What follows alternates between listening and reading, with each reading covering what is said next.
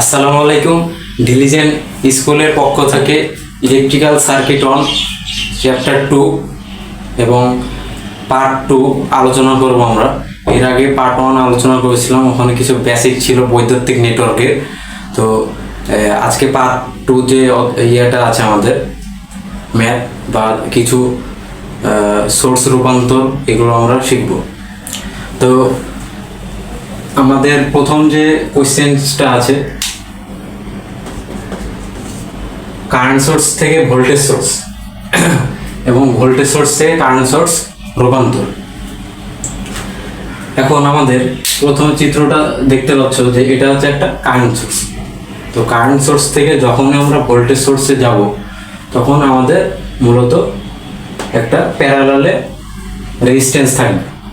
যদি প্যারালালে রেজিস্ট্যান্স না থাকে, তখন আমরা ভোল্টেজ সোর্সে যেতে পারবো না। আর ভোল্টেজ সোর্স থেকে আমরা যখন কারেন্ট সোর্সে আসবো, তখন মাসবে একটা রেজিস্ট্যান্স সিরিজে যুক্ত থাকবে। তো আমরা যদি এখানে একটু ক্যালকুলেশন করি, তো এখানে আমাদের ওহমস ল যে সূত্রটা আছে,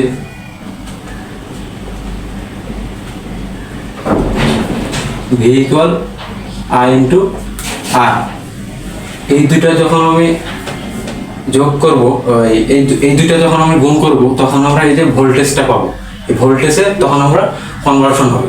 তো এখানে যদি আমি গুণ করি দুইটা, তাহলে আমার আই ইন্টু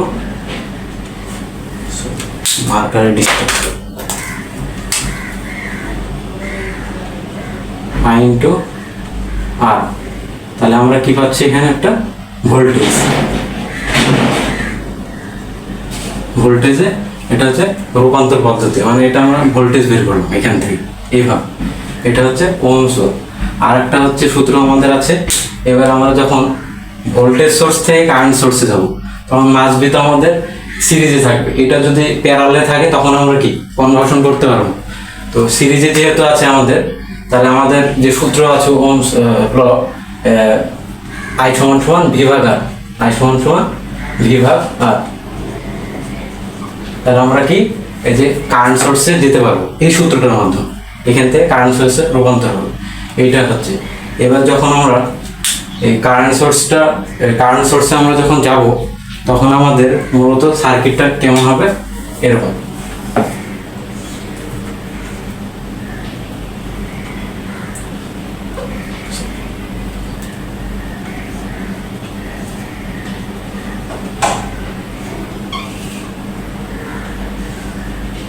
এইটা তখন হয়ে যাবে সিরিজ, প্যারালাল, সরি।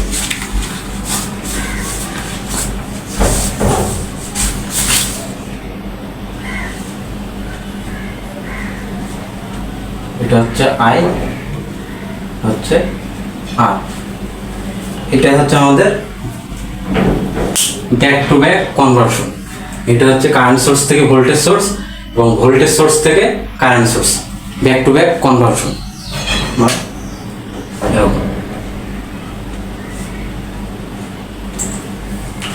এইটুকু হচ্ছে আমাদের কারেন্ট সোর্স থেকে ভোল্টেজ সোর্স এবং ভোল্টেজ সোর্স থেকে কারেন্ট সোর্স। আশা করি বুঝতে পেরেছো তোমরা। তো এরপর আমরা একটা ম্যাথ দেখব। আর অবশ্যই মনে রাখবা যে যখনই আমাদের কারেন্ট সোর্স থেকে ভোল্টেজ সোর্সে রূপান্তর হবে, তখনই মাস্ট বি একটা প্যারালালে রেজিস্ট্যান্স থাকবে। যদি সেটা সিরিজ থেকে বলে, তখন ওই সার্কিটটা হবে না, ওই সার্কিটে ভোল্টেজ সোর্সে পরিণত হবে না। আর ভোল্টেজ সোর্স থেকে যখন আমরা কারেন্ট সোর্সে আসবো, তখন মাস্ট বি সিরিজে একটা রেজিস্ট্যান্স থাকবে।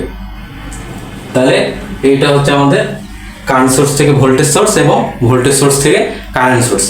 এরপরে আমাদের কিছু একটা ম্যাথ দেখবো, তাহলে আমরা আরো ভালোভাবে ক্লিয়ার হতে পারবো। তো তোমরা এটা তুলে নিতে পারো, আমি মুছে দিলাম।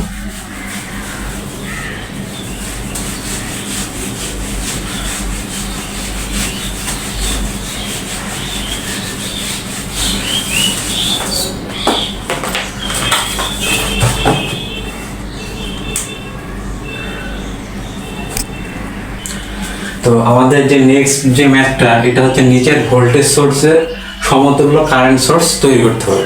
মানে এই ভোল্টেজ সোর্স, এটা একটা ভোল্টেজ সোর্স, ভোল্টেজ সোর্সের মাধ্যমে একটা আমরা কারেন্ট সোর্স তৈরি করব। তো দেখো আমাদের প্রথম যে কথা বলেছে যে নিচের ভোল্টেজ সোর্সের সমতুল্য কারেন্ট সোর্স, মানে এটা যে কারেন্ট বার করবো এখান থেকে, কারেন্ট বার করে তারপরে এটা ভোল্টেজ সোর্সে এই কারেন্ট সোর্সে রূপান্তর করবো।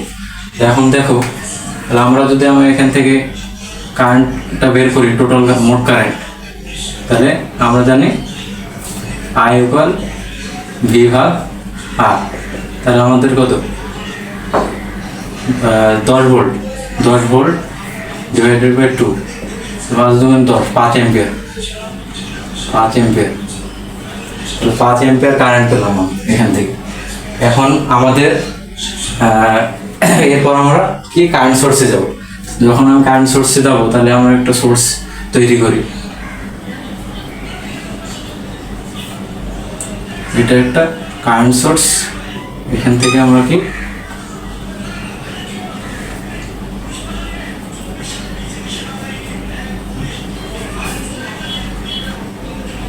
এটা আছে 2 ওহম,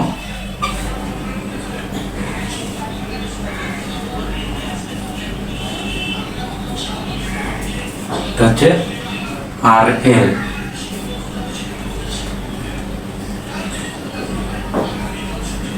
এটা হচ্ছে আমাদের I, এটা হচ্ছে 5 অ্যাম্পিয়ার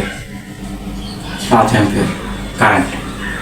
তাহলে আমরা কি করলাম যে প্রথমে আমাদের এই সার্কিটটা ছিল ভোল্টেজ সোর্স, এবং এই ভোল্টেজ সোর্স থেকে আমরা কি কারেন্ট সোর্সে রূপান্তর, যেটা পদ্ধতি আমরা এর আগে শিখলাম, জাস্ট ওইটাই করছি। প্রথম আমরা কি কারেন্ট বের করছি, প্রথমে এখান থেকে কারেন্ট বের করছি, তারপরে বলছে যে কারেন্ট সোর্স মানে সমতুল্য কারেন্ট সোর্স তৈরি করতে হবে। সমতুল্য কারেন্ট সোর্স মানে এখানে যে আমরা 5 অ্যাম্পিয়ার পেলাম, এখানে আমাদের কারেন্ট সোর্সের যে এটা 5 অ্যাম্পিয়ার হলো, আর যেটা এখানে সিরিজে ছিল সেটা কি প্যারালাল হয়ে গেল, তাহলে এটা হবে আমাদের মূলত কারেন্ট সোর্স।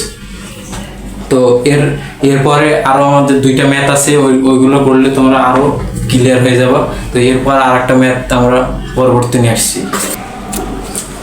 তো দেখো আমাদের নেক্সট যে ম্যাথটা আছে, তো এখানে বলছে যে 20 ওহম এবং 30 ওহম দুইটি রেজিস্ট্যান্স প্যারালালে সংযুক্ত করে 15 অ্যাম্পিয়ার কারেন্ট সোর্সের সাথে সংযুক্ত করলে প্রতিটি রেজিস্ট্যান্সের কারেন্ট এবং ভোল্টেজ নির্ণয় করতে বলেছে। কারেন্ট এবং ভোল্টেজ নির্ণয় করতে, তাহলে আমরা সেই অনুযায়ী একটা সার্কিট আঁকাবো, তারপর আমরা ম্যাথের যে স্টেপটা আছে ওখানে যাব।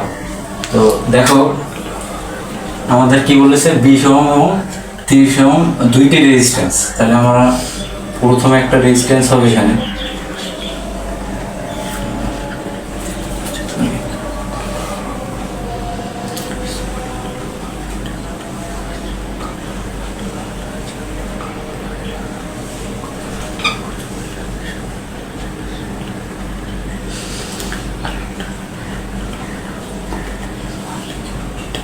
সরি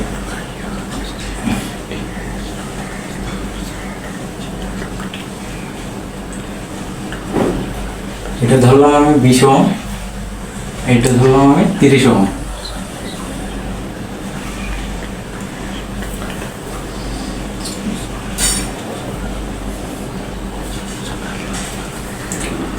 এখন দেখো আমাদের সার্কিটে যেটা বলেছে 20 ওহম এবং 30 ওহম মানে দুইটি রেজিস্ট্যান্স কি প্যারালালে, আমরা কি দুইটি রেজিস্ট্যান্স প্যারালালে সংযুক্ত করলাম। এরপর এখানে তারপরে বলছে কি যে 15 অ্যাম্পিয়ার কারেন্ট সোর্সের সাথে সংযুক্ত করতে হবে। তাহলে এখানে আমি 15 অ্যাম্পিয়ার কারেন্ট সংযুক্ত করলাম, 15 অ্যাম্পিয়ার কারেন্ট আমরা সংযুক্ত করলাম। এরপরে কি বলছে যে প্রতিটি রেজিস্ট্যান্স এর কারেন্ট ও ভোল্টেজ নির্ণয় করতে বলছে। প্রতিটি রেজিস্ট্যান্স কারেন্ট এবং ভোল্টেজ নির্ণয় করব। তাহলে আমরা প্রথমে কারেন্ট নির্ণয় করব। তো এখানে আমি ধরলাম এটা I1, এটা হচ্ছে I1, আর এটা ধরলাম I2, এটা ধরলাম I1 এবং অপরটি ধরলাম I2। এখন এই যে রেজিস্টার দুইটা আছে, এটা আমাদের কারেন্টের যে ডিভিশন রুল, এটা আমাদের অ্যাপ্লাই করলে হয়ে যাবে মূলত। তো দেখো আমরা যদি I1 বের করি, এদিক দিয়ে কারেন্ট যাচ্ছে, আমরা যদি I1 বের করি তাহলে I1 বের করছি আমরা। তাহলে আমাদের যে কারেন্টের যে ডিভিশন রুলটা আছে, ওটা হচ্ছে আমাদের মোট কারেন্ট কত, 15 অ্যাম্পিয়ার, বা এইভাবে লিখতে পারো যে মোট কারেন্ট ইন্টু বিপরীত শাখার রেজিস্ট্যান্স, এটা হচ্ছে R2 ধরো, এটা হচ্ছে R1, এটা হচ্ছে R2।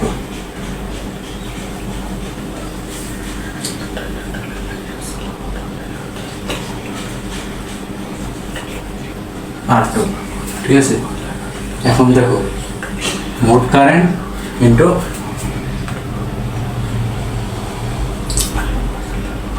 বিপরীত শাখার রেজিস্ট্যান্স,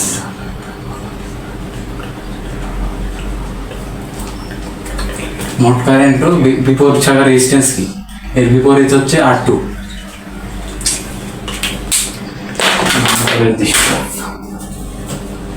বিপরীত শাখার রেজিস্ট্যান্স এটা হচ্ছে R2 ইন্টু নিজস্ব শাখার রেজিস্ট্যান্স R1 প্লাস R2।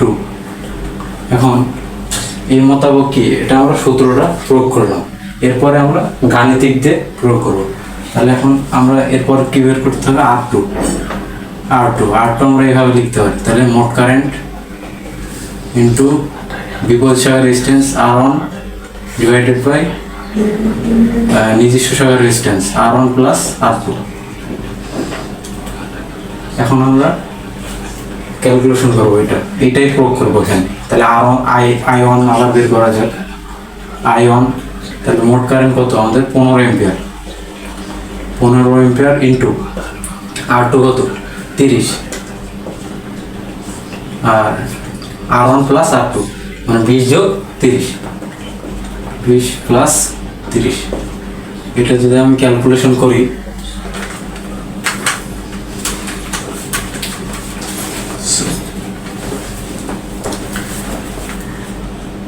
এরপর দেখো আমরা ক্যালকুলেশন করছি, তাহলে 15 ইন্টু 30 ডিভাইডেড বাই 20 যোগ 30,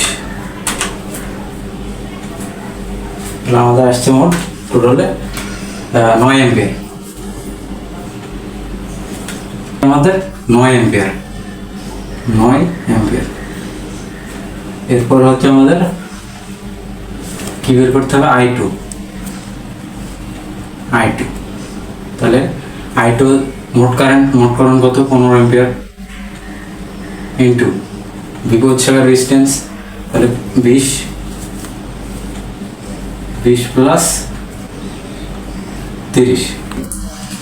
তাহলে আমরা calculation 15 into 20 divided by 20 plus 30, তাহলে আচ্ছা আমাদের 6 অ্যাম্পিয়ার, 6 অ্যাম্পিয়ার। তাহলে আমাদের কি বের করতে বলেছিল, যে কারেন্ট এবং ভোল্টেজ নির্ণয় করতে বলেছে। এখন আমাদের কারেন্ট বের করলাম, এটা হচ্ছে কারেন্ট বের করছি। এরপর আমরা কি ভোল্টেজ বের করব। তাহলে ভোল্টেজের আমাদের যে নিয়মটা, এটা আমি ধরলাম I1 এর জায়গায় এখানে ধরলাম এটা V1 এবং I2 এর জায়গায় ধরলাম V2। এখন দেখো তাহলে V1 যখন আমি বের করব,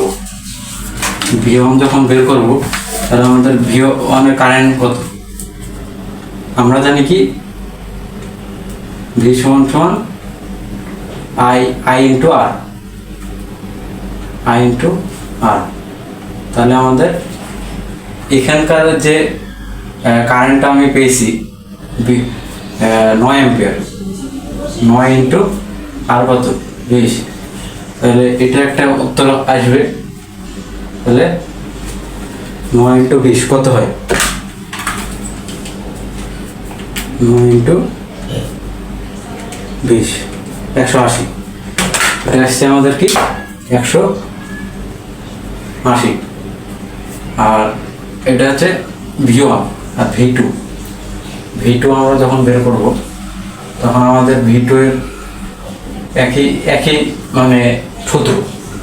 তাহলে আমাদের V2 I2 যখন বের করেছিলাম এখানে অ্যান্সার ছিল 6 অ্যাম্পিয়ার। তাহলে 6 অ্যাম্পিয়ার 6 ইন্টু কত 20, এটাও কত আসছে আমাদের 180। 6 ইন্টু 20 180। তাহলে দুইটাই যেহেতু আমাদের সমান, মানে এখানে কি ভোল্টেজে দুইটাই আমাদের সমান আসছে, এটা হচ্ছে আমাদের মূলত অ্যান্সার। আমাদের বের করতে বলেছিল যে কারেন্ট ও ভোল্টেজ নির্ণয় কর, এই দুইটা আমাদের অ্যান্সার। তো দেখো আমাদের তারপরে যে নেক্সট যে ম্যাথটা আছে 3 ওহম 4 ওহম এবং এর দুইটি রেজিস্ট্যান্স প্যারালালে 12 অ্যাম্পিয়ার কারেন্ট সোর্সের সাথে সংযোগ দেওয়া হলে প্রতিটি শাখার কারেন্ট নির্ণয় করো। এর আগে আমরা করলাম কারেন্ট এবং ভোল্টেজ, আর এখন যেটা নির্ণয় করবো ওটা হচ্ছে কারেন্ট। তাহলে কারেন্ট আমরা নির্ণয় করি, সেম টু সেম ম্যাথ একই। তাহলে আমরা প্রথমে একটা চিত্র আঁকি ওই অনুসারে। তাহলে এটা হবে কারেন্ট সোর্স।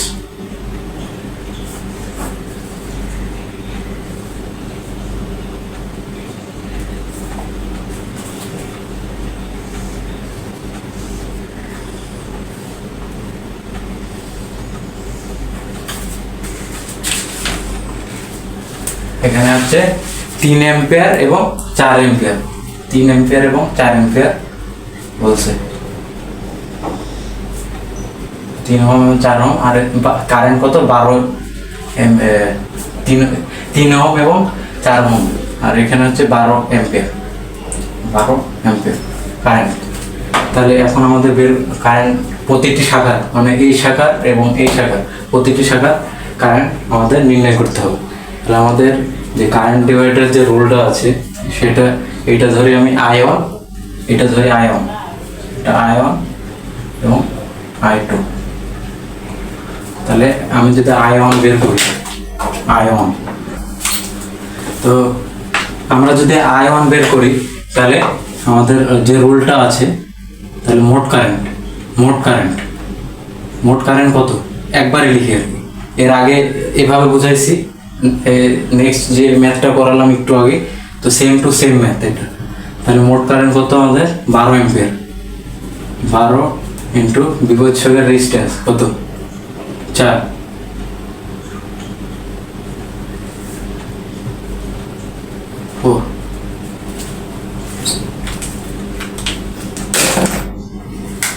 বিপরীত শাখার রেজিস্ট্যান্স।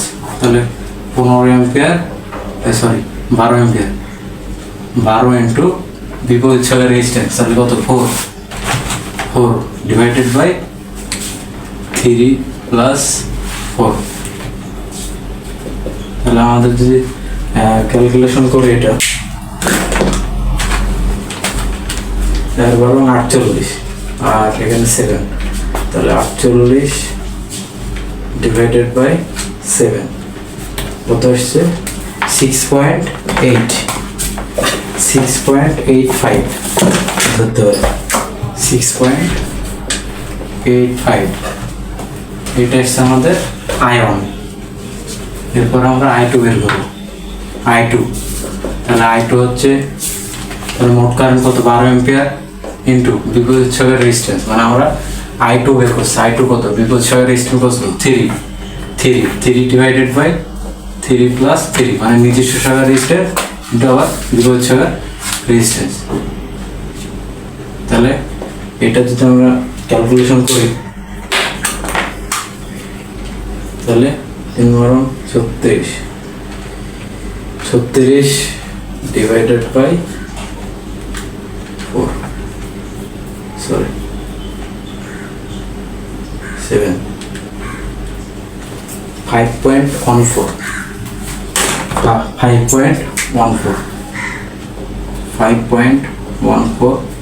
অ্যাম্পিয়ার। যেহেতু কারেন্ট বের করছে আমরা অ্যাম্পিয়ার দিয়ে থাকি।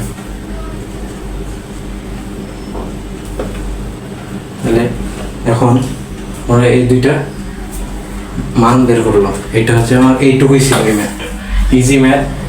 বুঝতে মানে সূত্র ফেললে আমাদের মূলত ম্যাথ শেষ, ইজি ম্যাথ। তো নেক্সট যে ম্যাথটা আছে এরপর আমরা ওইটা শুরু করি। দেখো আমরা নেক্সট যে ম্যাথটা আছে, ম্যাথটা একটু ইম্পর্টেন্ট, একটু এখানে বোঝা আছে। তো ভোল্টেজ ডিভিশন রুল ব্যবহার করে নিম্নে সার্কিট এ ভোল্টেজ ড্রপ নির্ণয় করতে বলছে, ভোল্টেজ ড্রপ। তাহলে আমাদের প্রথমে যে সূত্রটা আছে, তো ভোল্টেজ ডিভাইডার রুল ব্যবহার করে আমাদের নিম্নে সার্কিট R4 এই ভোল্টেজ ড্রপ নির্ণয় করতে হবে। তাহলে ভোল্টেজ ড্রপ নির্ণয়ের একটা সূত্র আছে, ওইটা আমরা ফেলে আমরা সংক্ষেপে ভোল্টেজ ড্রপটা বের করতে পারবো। তাহলে আমরা একটা সার্কিট ধরে নিই।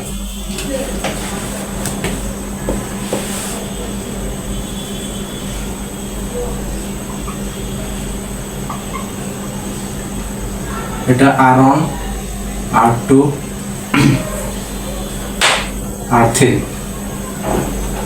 এটা আমরা ধরতে পারি V1 V2 V3। এখন যদি আমি V1 বার করি তাহলে আমার কি মোট ভোল্টেজ ইন্টু যে শাখা বের করবো ওই শাখা ডিভাইডেড বাই সমস্ত রেজিস্ট্যান্সের যোগফল। তাহলে R1 plus R2 plus R3 যা থাকবে, R5 পর্যন্ত আছে যেহেতু R5 পর্যন্ত নিতে হবে। এখন যদি আমি V2 বের করি, V2 মনে করো V2 বের করছি, তাহলে একই নিয়ম। তাহলে মোট ভোল্টেজ ইন্টু, তাহলে আমাদের তাহলে মোট ভোল্টেজ, ঠিক আছে, মোট ভোল্টেজ ইন্টু যেই শাখার বের করছি আমি ভাইয়া, তাহলে R2 শাখার বের করছি, তাহলে আমাদের তাহলে প্রান্ত জয় যোগফল, তাহলে R1 plus R2 plus R3। এখন যদি V3 বের করি, একই নিয়ম একই, মোট ভোল্টেজ ইন্টু যে শাখার বের করছি R3 R1 মানে প্রান্ত জয় যোগফল R1 plus R2 plus R3। এইভাবে আমরা 3 পর্যন্ত আসলাম, এটা আরো থাকতে পারে, 5 পর্যন্ত আছে। এখন আমাদের বলছে যে ভোল্টেজ ড্রপ নির্ণয় করতে তার ভিতর থেকে, এই R4 এর ভিতর থেকে। তাহলে এটা আমি ধরে নিলাম V4। এখন V4 আমরা বের করি, তাহলে V4 যদি বের করি তাহলে আমরা হচ্ছে তাহলে মোট ভোল্টেজ কত এখানে 45 ভোল্ট ইন্টু যেটা বের করব, কার বের করছি R4 কত 2 ওহম ইন্টু 2 ডিভাইডেড বাই প্রান্ত দ্বয় মানে সকল যে রেজিস্ট্যান্স আছে এর যোগফল। তাহলে 5 ইন্টু যোগ হবে plus 5 plus 7 plus 10 plus 2 plus 3। এখন এটা আমরা ক্যালকুলেশন করব। ক্যালকুলেশন করলে আমাদের আসবে হচ্ছে 45 ইন্টু 2, তাহলে 90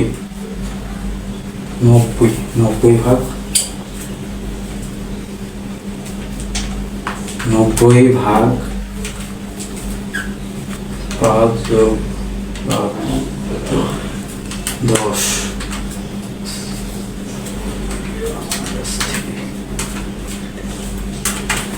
আমাদের আসছে হচ্ছে 3.3 ভোল্ট, 3.3 ভোল্ট। এটা হচ্ছে আমাদের অ্যান্সার।